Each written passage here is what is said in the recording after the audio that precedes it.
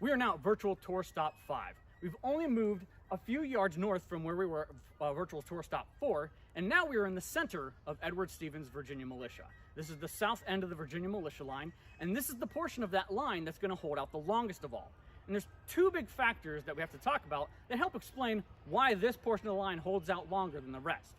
Now, one major reason is that just a few yards behind you in the low ground, about 40 to 50 picked riflemen have been placed down there, and they've been given orders to shoot and kill anybody in our position who tries to leave without orders.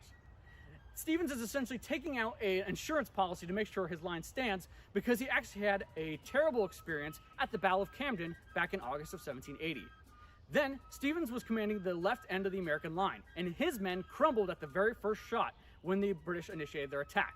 That caused the entire left side of the American army to just disappear, leaving the Continentals alone to be slowly almost surrounded and ground down. Stevens was mortified both on a professional level and on a human level to think that he and his men were the cause of that. So what he's going to do is he's going to make sure that he doesn't cause the collapse of his line again, and so he's put men down in the low ground. But I think a probably more important reason that his line is going to hold out so long here is because of the large amount of veterans he has. Men who have been on previous militia campaigns, as well as men who have served in the Continental Army, are all throughout the units in this part of the line. So that combat experience is also going to help his line stick a little bit longer. But with that being said, they're out here on the day of battle, just like everybody else's experiences. They heard the artillery, they heard the musket fire at the first line, North Carolinians come retreating through, and then what's going to appear in front of them are the 71st Highlanders. 71st Highlanders come up, and we think for about 20 to 30 minutes, they're going to have a sustained firefight in this area.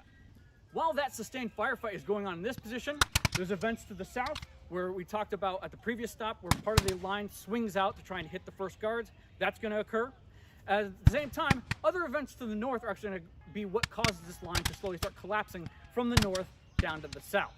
Now, this portion of the line holds out despite all that chaos on its flanks, and what's eventually going to happen is that Stevens himself is going to be shot. He's going to be wounded in the thigh.